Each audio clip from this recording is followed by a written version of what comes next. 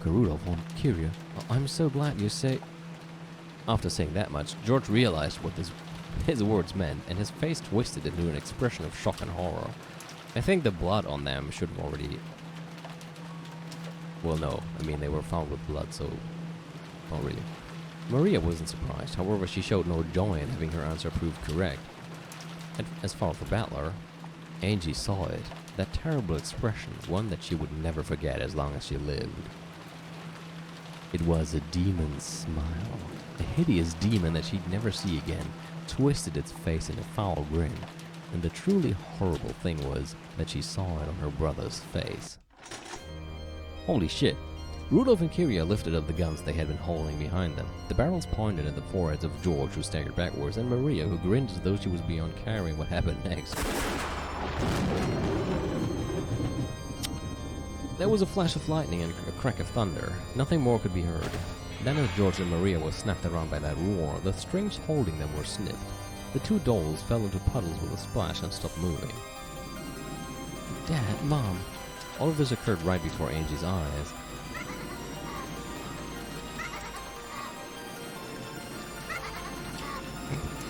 Angie, who stood stunned beside them, wasn't visible to their eyes.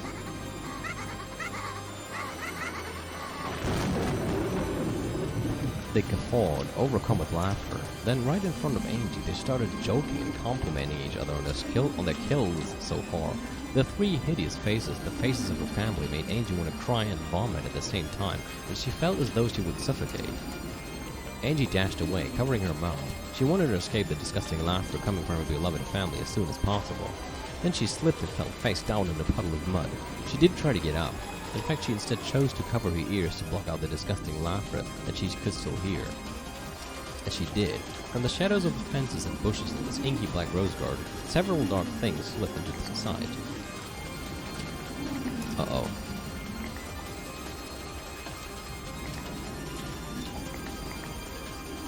Angie looked around in surprise to see eerie black shapes appear from all over the garden and slowly surrounding her. It was a crowd of people with goat heads. Their outfits were all different. Some wore suits, while others were dressed casually. However, all of them were covered with darkness, and all of them had goat heads. Angie, bewildered, accidentally let her hands fall from her ears. By now, she couldn't hear the disgusting laughter. However, in their place, she could hear the words spoken by the goats. Kyria and Rudolph are the culprits. Battler is the culprit. Battler's the culprit. Battler corporate theory. Battler's family corporate theory. As the goats continued to mumble in eerie voices, they surrounded Angie and began to draw nearer. They all pressed around her, each of them naming Angie's family as the culprits. At first, everyone joined in on the Eva corporate theory. The sole survivor from Bakunjima got almost all of the wealth to herself, so such a theory was only natural. Why was Utsunomiya Eva the only one who escaped to Kuwadoria? And why did she refuse so stubbornly to talk about what happened that day? It was decided that the Eva corporate theory fit all these facts. However, when Eva died of illness and people learned that all the vast wealth she had created by unscrupulous means would go to Angie, public opinion, or rather the forgers, created and spread a new culprit theory. This was the Rudolph's family culprit theory. If it was normal for everyone to come to the family conferences, why was Angie the only one who didn't come this time?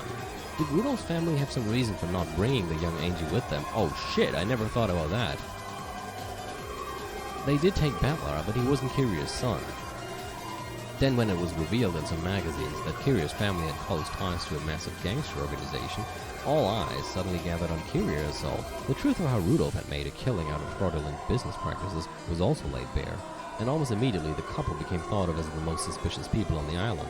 Hideyoshi and Eva's company might have been heavy-handed at times, but at least it had operated within the law. However, the more Rudolph's company was investigated, the more dirt was dug up.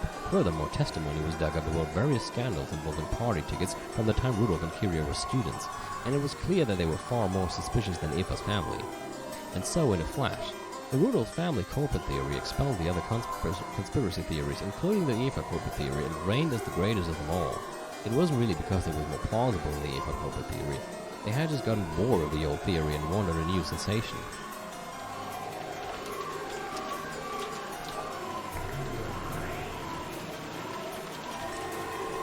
The goats seemed to bend and undulate. The sky rapidly turned white, becoming a ceiling lit by fluorescent lamps. What the fuck? Oh my god. That is... Oh, that's even worse. I don't even know what to... That's just... Oh god. It's just both. Both are horrible. These kind of look like dogs instead of goats, but that doesn't make it any less creepier. Ugh. So, like, that's a... Here. That's a great picture to save if you ever want to prank somebody and give them a new wallpaper when they're not looking. Imagine coming back to that and not remembering you ever changed your wallpaper, and then suddenly it's this. You're like, what the fuck? So, the goats changed completely, becoming the shapes of girls wearing goat masks. All the girls were wearing the same clothes. Yeah, the original was just... I don't know, something about it. All the girls were wearing the same clothes. It was a uniform. The uniform of St. Lucia Academy. I see. I mean, it probably means that it's, yeah, it probably pretty much represents Angie remembering how all her classmates would talk about that behind her back, or probably even right in front of her. I mean, at the start of...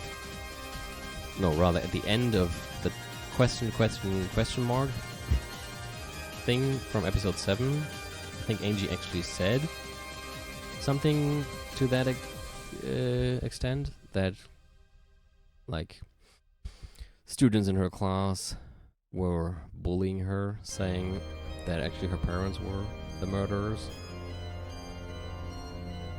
I mean, in that scene it was 6-year-old Angie, but yeah, I don't know. Was she already at St. Lucia Academy with 6 years old? I'm not sure when she got put there. Still. Did you hear the real culprits were Rudolph and Kyria? I heard. Yeah, I knew there was something suspicious about them leaving their kid behind. Didn't Ushidome Eifa say herself that she was poisoned to death? Isn't it obvious who was behind that? Must be nice for her. She gets her whole family's riches all to herself, right? I always knew that Rudolph's family culprit theory is right. I always thought there was something wrong with Ushidomiya-san.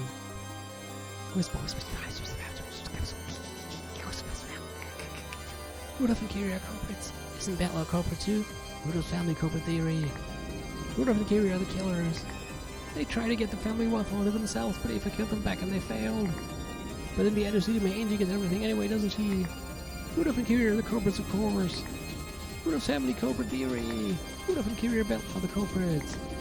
Rudolph and Kyria and Beth are the culprits. They're saying their family were the culprits, Ushidomiya-san. What do you think of that? Hey, what do you think? But in the end, you get all the family wealth to yourself, don't you? Even at the end, Ushidomiya Eifa never told you anything right. I always knew that girl was suspicious. This also explains why Eifa hated you so much. Hey, say something, tell us what you think. She really is a creepy kid, isn't she? Can you at least tell us what you think of this theory, creep? And they're just the worst. A blade of air swept over me as I crouched down, holding my head. Oh, is it badass Willard time again? In a flash, the illusion of female students with goat heads that surrounded me shattered. I was curled up in a puddle in the rainy rose garden, surrounded by goats, but then those goats were also sliced in half, and their upper halves slid to the side. It was like seeing a master swordsman slicing through a stick of bamboo.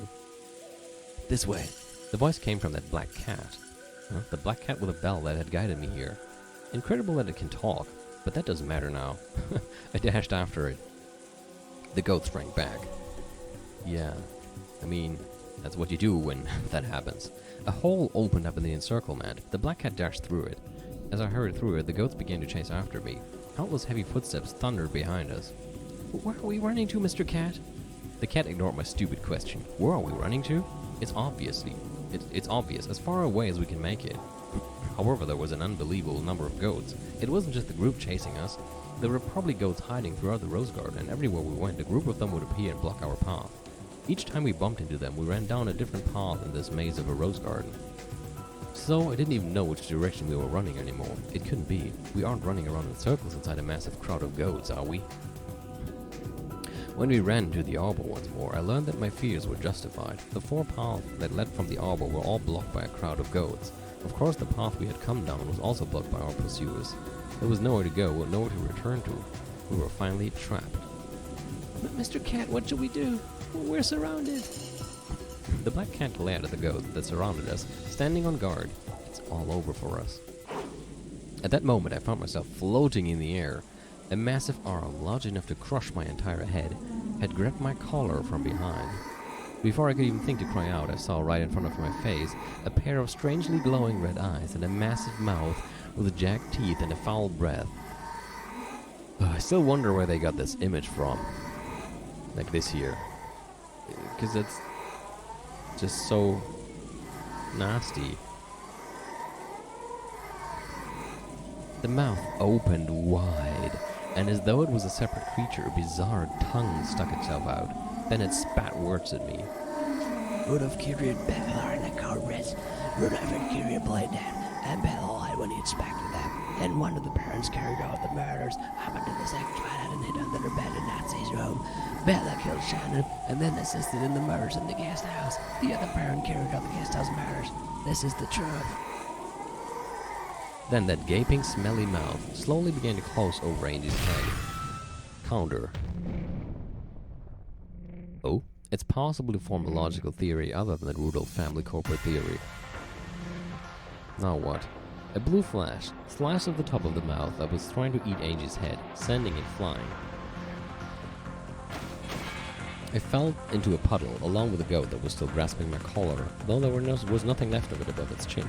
Without any hesitation, the goats stretched out their thick arms, as though they'd been given a second chance to snatch this prey for themselves, and they rushed towards me. All of them spoke in unison. Anything besides the Rudolph family corporate theory would be impossible. Absolutely impossible.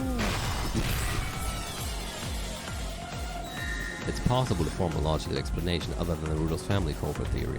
For example, a theory with George's family as the corporate is possible.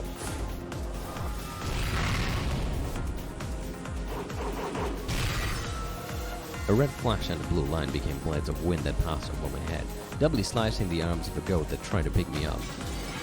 I think the next goats dashed, not towards me, but towards the black cat, who was protecting me from behind. As I sat on my butt, staring up towards the rainy night sky, the massive goats were in the air right above me, fighting the black cat or someone. George's family corporate theory is impossible. George can't kill Shannon, so he can't be a corporate and he can't lie when checking corpses. No, it is possible. A corporate is defined as one who murders. No one ever said they have to murder a character who appears in the story.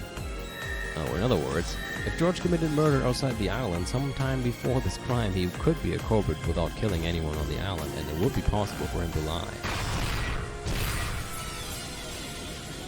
Well, I guess that's true. The deep red curves bit into the goat. Does that mean it would have worked as well if you had chosen Eva, Hideyoshi, and George? Its massive body was knocked into the air, became about several logs of flesh, and was thrown through the rose bushes. This time, the terrible force of the attack shocked the goats. They faltered, shook, stepped back. Finally, I understood. That red slice. It had come from a weapon that could draw red slashes. No, it also drew blue slashes just a second ago. It was a massive scythe that could speak both types of truth, red and blue, at will. I looked up at the sky, then let my head hang down backwards.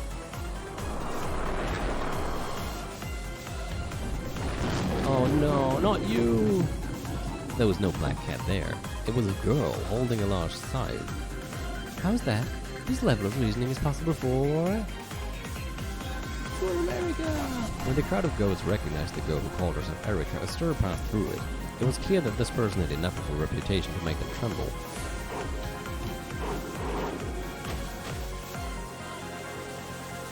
Erica lifted me up, flew into the air, and landed on top of the arbor. Never thought I would actually be, let's say, 1% happy to see her. Then she let go of me and, still wielding her scythe, made an elegant curtsy to the crowd of goats surrounding us. This is probably the first time most of you have met me. Allow me to introduce myself. Pleased to meet you, everyone. I'm Fudodo Erika, the detective. If you're one of those blockheads who can only think of the Rudolph family corporate theory, stand down. If anyone thinks they can counter my argument, please feel free.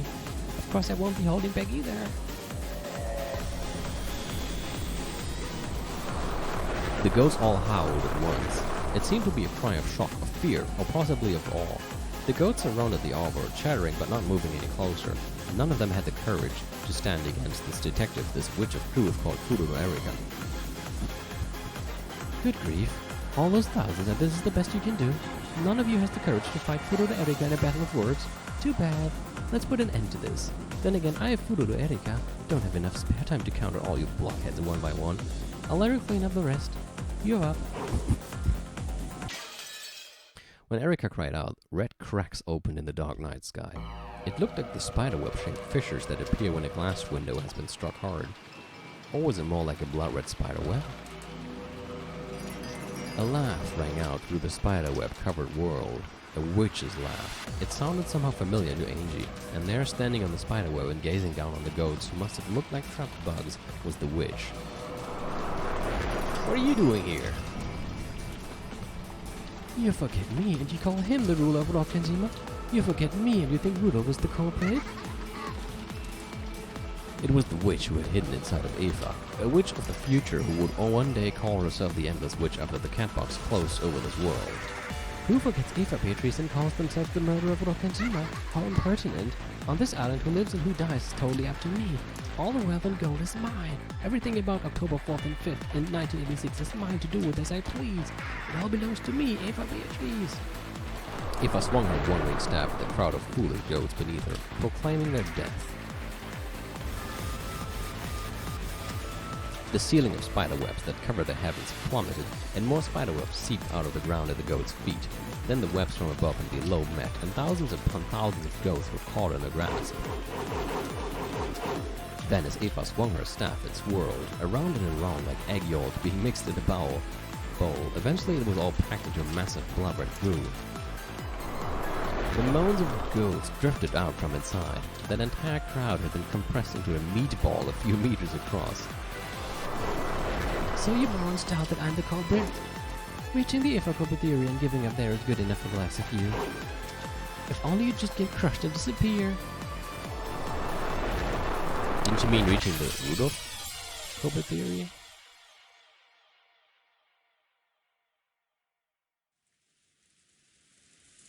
Squelch. No other word could do that sound justice. What is it in Japanese?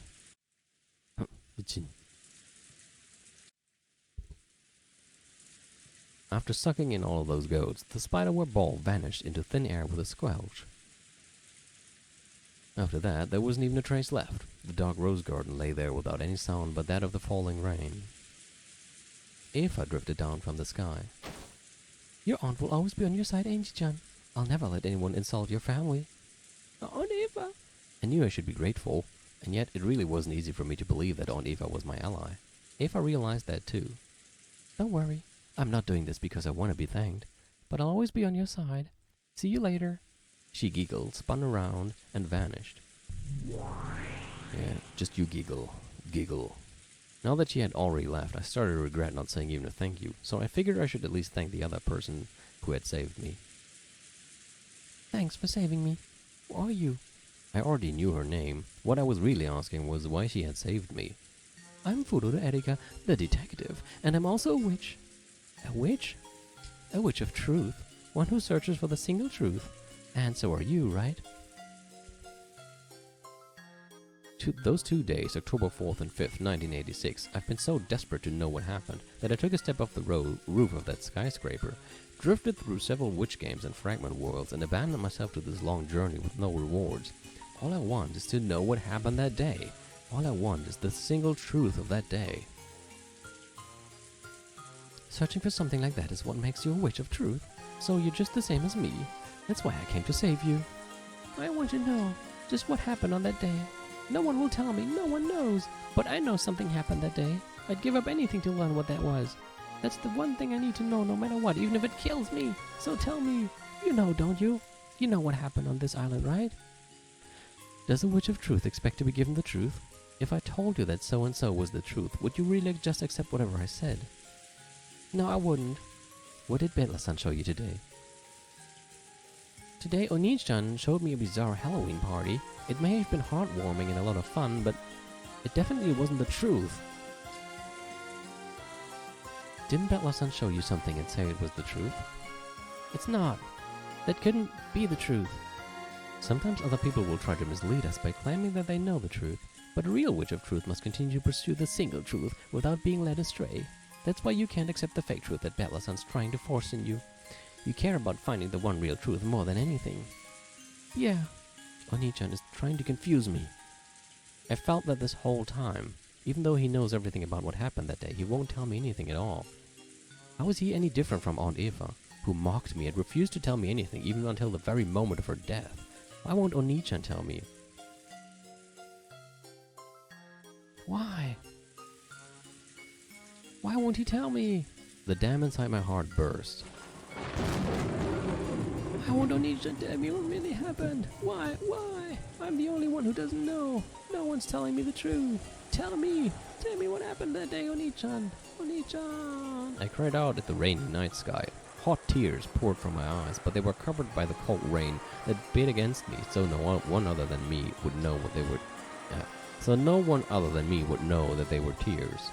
No one would know my pain and sadness. I'm always the only one alone, all alone. Someone tell me what happened that day. No one can tell you. After all, you can only find the truth if you look for yourself. Where's the truth? How can I find it? Everyone's hiding it. They won't tell me. I'll find it myself. So please just tell me where the truth is hidden. Very well. I can tell you. As that voice rang out, the world bent and swirled. After blinking several times, I realized that the world had become a sea of stars. No, that's not quite right. There are stars up there in the sky, but those lights below me aren't stars. They are lights from building windows, street lights, car lights. I was floating in the dark sky over a city lined with skyscrapers. I can't tell you what the truth is, however, if it's a question of how the truth can be reached, I can show you the way. You. Various bad memories are jumping out at me from the back of my mind. That's right. I was chained in place in that strange theater and forced to watch a repulsive fragment where Mom and Dad committed murder. I never said that was the truth. I think you did? But I heard what you said with the red. I'll say just for you that this is all truth. You yelled out and interrupted, stopping me from saying any more. That's true, Simon and I talked about this, that she was actually interrupted. And might have actually, been wanting to say more than just that. I was about to say that this is all truth. Isn't necessarily so? What the fuck, that is cheap.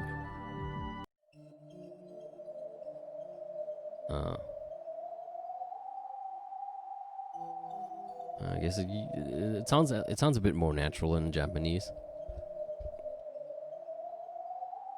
Just how far are you willing to go to mock me? I apologize, but I did want to test you. Test me how? I wanted to see if you were ready to accept the truth, no matter what it may be. And I guess she was not. The truth can betray you sometimes. In fact, there are times when it shows itself as the thing you desire least. That fragment I showed you was probably the worst one you could possibly imagine. However, if you lack the strength and the courage to withstand even something like that, then you aren't fit to reach the truth. I have no comeback. Finding the truth is my goal. I just want to know what happened on that island on that day. I don't like to think that I only want to hear what I want to hear. Am I really prepared to face the bloody, unbearable truth that probably awaits me? If I find the truth, it'll mean having to look straight at my family's tragic final moments and accepting them as they are. And if I do accept that, it means abandoning my faint hope for a convenient miracle. The idea that one of them might have survived somehow and might return even though 12 years have passed. I know a miracle like that would be completely ridiculous, but if I'm honest with myself, I have to admit that I've been comforted by that faint hope these past 12 years. I want to know the truth, but I want one of them to come back. Those two wishes contradict each other. By learning the truth, I'll be forced to accept that no one's coming home. The truth is always cruel. At times it can even cut down your hopes. Most of the time, humans don't realize the costs of learning the truth. I simply wanted to see if you have the necessary resolve. I must choose between my two contradicting wishes. Will I find the truth and abandon my optimistic hopes for my family's return? Or will I give up on the truth and keep waiting for the family that will never really return for all eternity? Will I freeze up and let myself be fooled by the childish illusion my brother made for me? Tell me, Angie, are you truly determined to learn the truth? I am. And your resolve will not falter. It won't? After hearing my immediate reply, Bancastle stared at me. While those expressionless eyes of hers measuring my resolve, now that my brother is covering up the truth even after becoming Game Master, the only thing I can rely on in my search for the truth is the past that Bancastle can show me. Deep in your eyes, I see the glint of one who seeks the truth. So she has become... No, that was... I was about to say she has become Graf from Xenogears, but he was the seeker of power. Will you tell me? Will you show me the way that leads to the truth? Yes, I'll guide you. Did you forget, Angie? I'm your guardian, right? How long has it been since I last heard Bancastle use that word? Yes, I haven't heard it since the very beginning when I met her in this future world and became a witch with her as my guardian. That's when I became the Beatrice of 1998, the one who could defeat the Beatrice of 1986. You are the Beatrice of 1998, Angie Beatrice. I became your guardian and recognized you as a witch. However, you aren't an endless witch like Beato. A witch of truth. That's right. You're like Erika, a witch of truth who will seek the single truth, undeceived by any illusions. I guess the witch of truth, Angie Beatrice, has the power to reach the single truth. Yes. However, up until now, you have been unable to use this power. Do you know why? I do know. Even though I searched for the truth, I unconsciously resisted learning the truth. Exactly. Finding the truth was your goal. But at the same time, you were unconsciously afraid that learning the truth would mean losing that miracle of your family coming back. So you didn't have what it took to stretch your hand out to the single truth. You're completely right. I have to admit that I was naive. I must admit it. My entire family is dead. Now that I've acknowledged it, I must expose why they died and who was behind it. Thanks. The fragment you showed me in that dark theater was there to open my eyes. Many, many games have gone by, waiting for you to become a true witch of truth, but I think there was a purpose to it all. After all, now in this final game, you really have become a witch of truth. Tell me, what happened on that island that day? I won't ask you to tell me directly, so guide me. What can I do to reach the truth? It's a bit too chilly here. Let's move. To where? To a place better for drinking tea.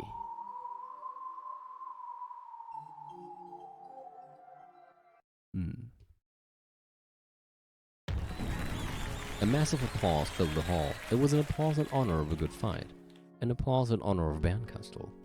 Yes, Lady Bancastle's game was another splendid one. We're going to reveal her game board to everyone here, so have a go at it. It's pretty awesome. But you solved it in the end all the same. A game that no one can solve isn't a game. The main point is whether it was fun or not. It's fun. I guarantee it's quality. Same here. At first I thought there was no way anyone could solve it, but the way you can use one confirmed purple statement after another to narrow down the suspect made for a great puzzle. Yeah, I gotta say, I'm sorry for kind of rushing through some of it, but as I mentioned, streaming it live kind of puts a huge, like another level of stress onto it, like you're on live TV, and just because people are watching and probably don't want to watch somebody voicelessly staring at the screen and thinking in their own head for minutes and minutes and minutes. It makes you want to solve it quickly and also want to kind of keep talking while doing so, but that also makes it hard to concentrate. And yeah, just that caused me at the beginning to feel kind of overloaded with all the information, and was hard to concentrate on anything of it without also feeling this pressure of I have to continue and I can't just sit here not talking anymore and thinking for half an hour. But especially Cyblade's hint to check how I got the red text of the 6 murders. I think that was probably my biggest issue here, that I couldn't think of a way to make it work that some of the 6 people were not actually dead. Once that was out of the way and I read a few more of the hints as well, it finally started to fall. Everything started to fall into place. And I'm sure if I had played this offline all alone, I would have probably sat here for hours just writing things out and tremendously enjoying that. But yeah, because it was on stream and I felt pressured, it was probably a bit chaotic at times. But it was fun. It was definitely a cool puzzle thrown in there. And certainly something I never expected this game to do after all the non-interactive episodes. Yeah, at first I thought there was no way anyone could solve it, but the way you can use one confirm... Oh yeah, I read this already. Come everyone, gather. Just what sort of game is Lady Bencastle's mystery? That's for you to find out for yourselves! Objects resembling chessboards were set out on several tables. Crowds gathered around each, looking down with interest. Oh, it's like a logic puzzle. Quite an orthodox one, don't you think? So this is what a witch's game is like? Looking at it like this, it's just a game. But for the pieces, it's a massive series of crimes. Indeed it is. It would not do to waste such a rare gift from Lady Bencastle. Let us take this opportunity to enjoy ourselves. Still, this is a tough one. It almost makes you wonder if it was made to be solvable, doesn't it? If you don't start by believing that it's made to be solvable, you won't get anywhere. A battle of wits doesn't begin until you trust the questioner and believe that it can be solved. And we guarantee that it is. Come on, have a go at it. With Battler's encouragement, discussions over Bencastle's mystery game began at each table.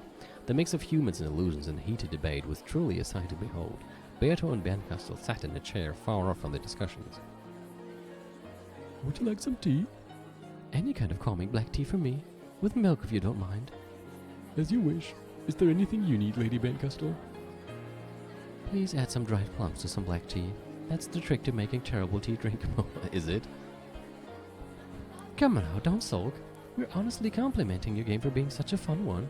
Beato, who had emerged victorious in the game Bencastle had put all her heart into, was in extremely high spirits. I'm not sulking. My face just looks this way.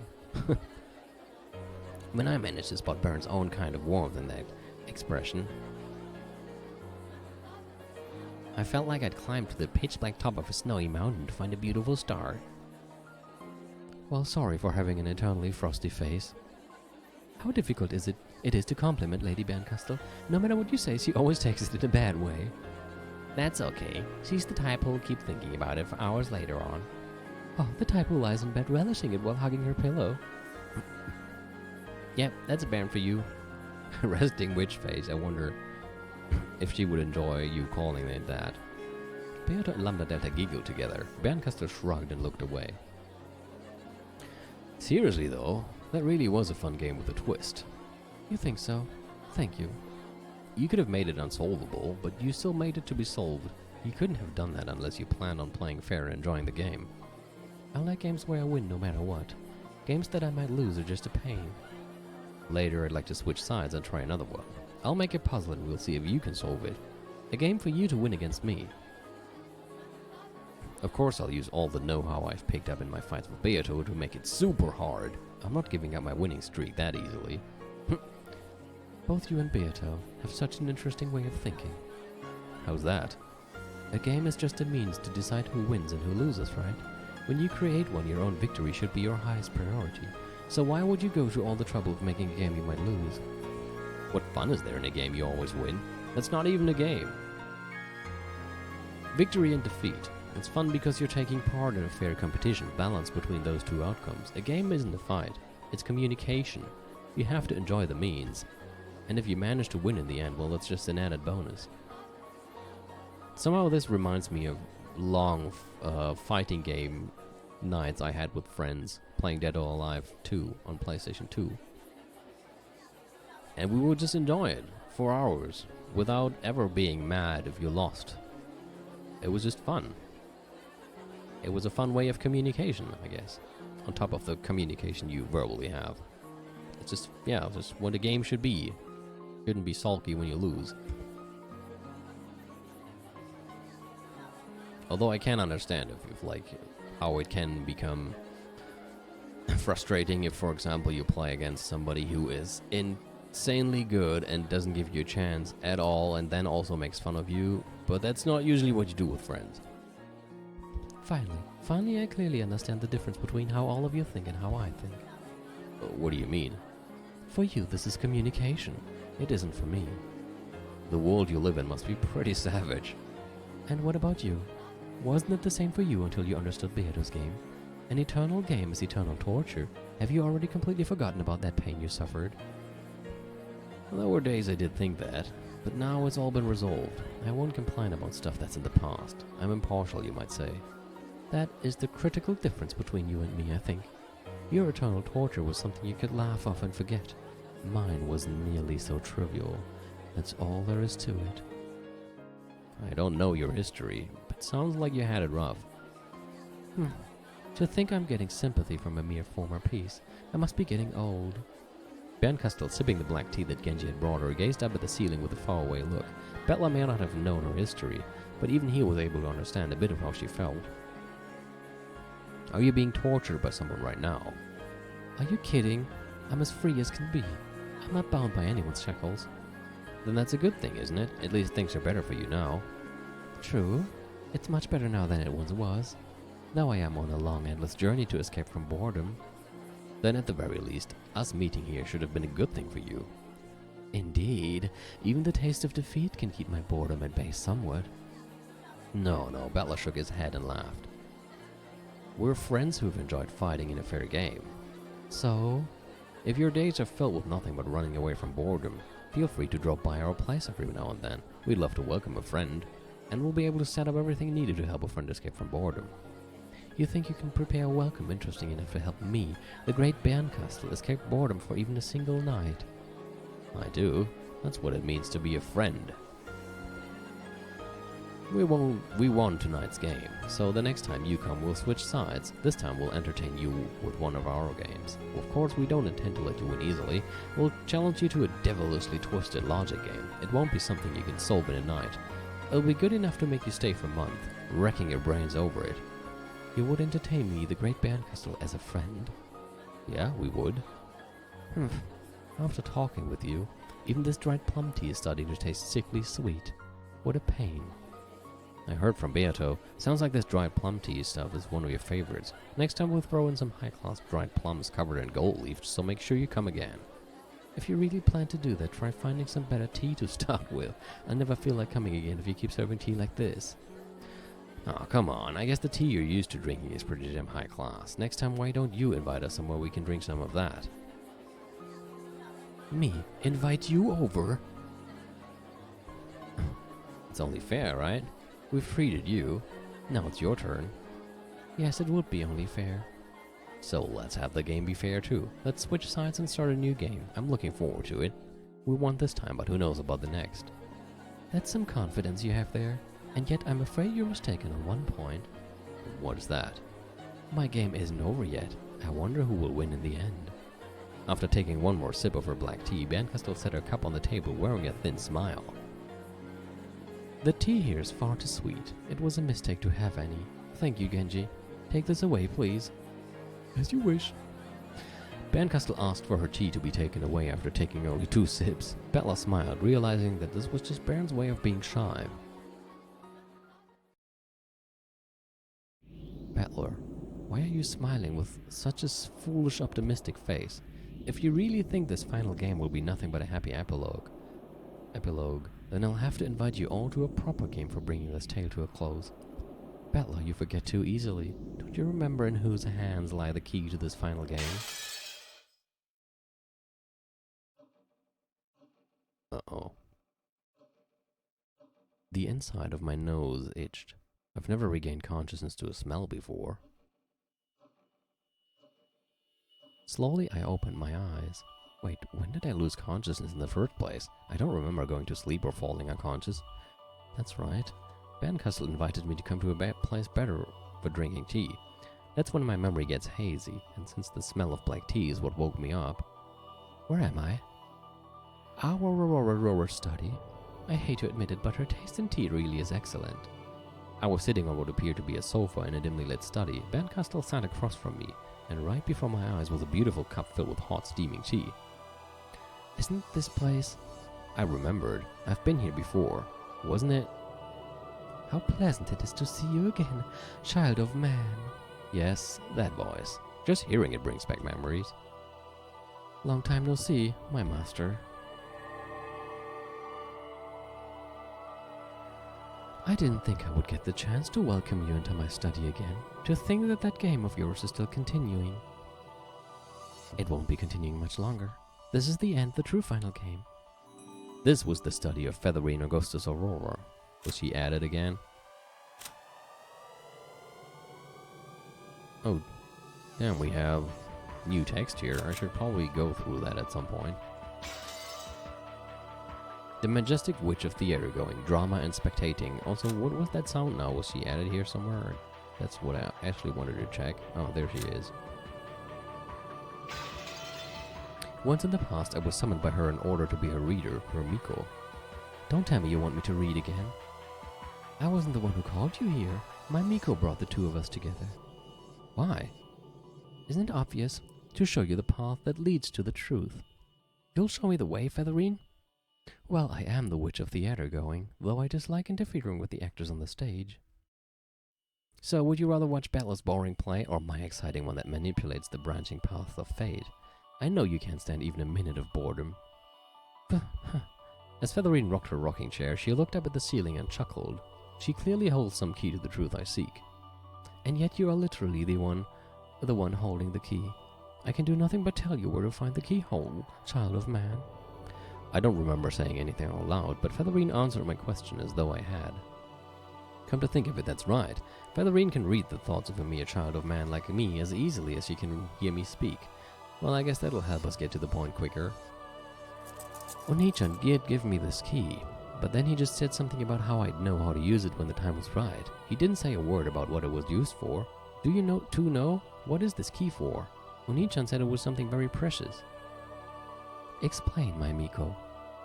No way, you explain. You demand that your master explain. You've got to go on stage every now and then. Otherwise you'll just get senile all the faster. My, and yet I just enjoyed some long overdue time on the stage when Angel's reader, which should last me several centuries at least. Tell me, what is this key? A physical manifestation of the decision you ought to make. This tale, this game, will end when you are asked to make a certain decision. What you hold there is the act of your decision embodied in the form of a key. The physical manifestation of my decision? Exactly. Bella was probably planning to end it by putting you in front of two doors, both of which can be opened by the key. Then he would ask you to choose which door to open. He must have told you that much, right? He didn't tell me anything at all. He just kept saying things like, you'll know when the time comes. No one will tell me anything. Not Oni-chan, not anyone. Bella probably wants to respect your right to make a decision of your own free will. But Angie, you should have at least started to figure it out by now, right? Figure what out? There's an answer Bella wants you to choose, isn't there? Those words made my heart jump in my chest. It was what I had been thinking. Oni-chan is clearly trying to trick me with a vague tale, almost like a daydream, that'll take me even farther away from the truth. At the 1986 family conference, everyone had a wonderful time as they faded away. Everyone is smiling down on you from heaven, so you don't need to feel alone even in 1998. So give it your all and live on by yourself. I've clearly sensed Oni-chan's desire to end it like that. Every time I ask him about it, he dodges the issue and says something about how the decision will be mine in the end. That's right, it may appear as though Bella's giving you a fair choice, but he's actually scheming to get you to choose a certain one of those two answers. You've already seen the farce of a tale that he's using to do that, right? That bizarre Halloween party, with everyone acting so strange and friendly that it was almost sickening. No, that was not sickening, that was wholesome. Don't you dare defile that. I've already seen more than enough of that tale, so sickly sweet it makes me want to vomit. Oh, come on. It was really nice, actually. Where Shidomi Akinzo showered me with affection, where his children swore to support each other, where everyone was filled with happiness and hope. He's trying to trick me with those chummy scenes so he can keep me away from the truth. He's such a coward. True, it might be easy to call him a coward from your perspective, but remember, if you are a player in this game and if Bella is the game master, what does that imply? In the past, Bella was a player and Beata was the game master, and they each fought for their own respective truth. So what's happening this time? I'm a player and Oni-chan is the game master. Could it be that I've misunderstood everything from the very beginning? Oni-chan said he'd tell me what happened on that day. so I assumed that following him meant I'd learn everything. Isn't that the same as, say, Onichan accepting everything Beatos said about the crimes being the work of a witch? What a stupid mistake I've been making. Also, I know it's 11, I'm just trying to find a good point to stop. So this game has always been a fight between me and Onichan? I'm surprised you joined in without realizing that. Bella really is sly. He quickly started up the final game without letting you realize that simple fact. Well, it was the same back in Beato's games. Bella was drawn into her game before he knew what was happening, before he even knew how to fight. That's why I taught him how. And now it's exactly the same. You were forced to start this game before you understood anything about it, and I've come to tell you the truth. To tell you who you're fighting against and for what. I was too shocked to speak. And finally I realized what I needed to accomplish in this game. I've always been passive. I was sure that Onichan would tell me everything, so I naively thought I just had to believe whatever he said. I was wrong. That's not what this is. This is a battle between me, the one who wants to reach the truth, and Onichan, who wants to trick me and chase me out into a 1998 where I'm all alone. All this time I've kept on saying that Onichan was foolish and naive, and now I see that I was more naive than anyone else. And yet, Bianca still didn't sneer at me. On the contrary, she looked at me with that cold gaze as if to say, so you've finally taken your first step. Now do you understand your own purpose and the purpose of that key? I gripped the key Onichan had hung around my neck, and for a while I shook with an emotion that even I couldn't understand. Now that I know Onichan tricked me, it would be easy to hate him, but hating him would be missing the point. After all, this is a game between me and him. Onichan has done nothing but make the optimum moves for winning against me. If games aren't a playful way to communicate, if they're the process that decides who wins and who loses, then there can be no fair games. The best strategy is always to trick your enemy into defeat without telling them the rules before they even know what's going on. Wouldn't that be mean? Imagine somebody gave you a chessboard and told you to play chess against you and not explain anything and just destroy you. They keep telling you, you can't do that move. No, you can't do that move. In that sense, Onichan hasn't done anything wrong. He's using that sickly sweet delusion to trick me and force me out into a lonely future. They'll be the only ones having a good time in the cat box, and I'll be the only one chased out. Thank you. I'm grateful. I think I've finally been able to truly open my eyes. Please don't hate, Butler. After all, one-sidedly tricking your opponent is what game masters do. I know. Onichan took the best option from his perspective. That's all there is to it. So I need to make the best possible moves from my perspective. My goal is now clear.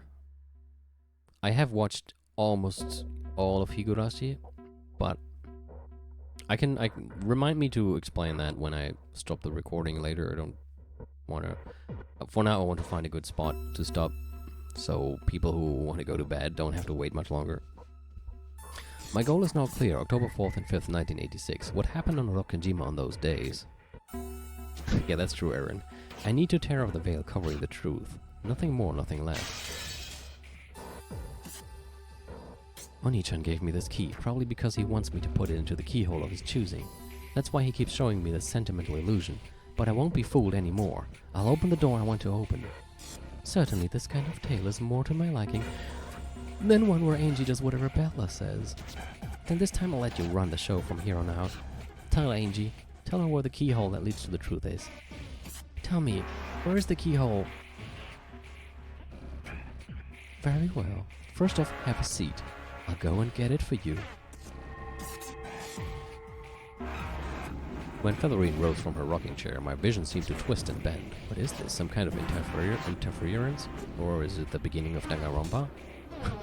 Why now, when Featherine's about to show me something important? Why is my head getting suddenly... I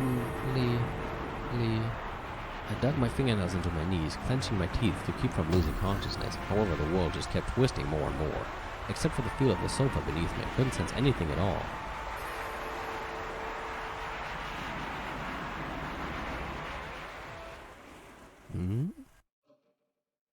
Lady? Huh?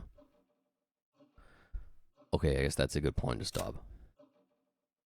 Looks like they've arrived. I want to know who they is, but no, this is a good point to stop, I guess. So let's stop here for today. and tomorrow we will continue.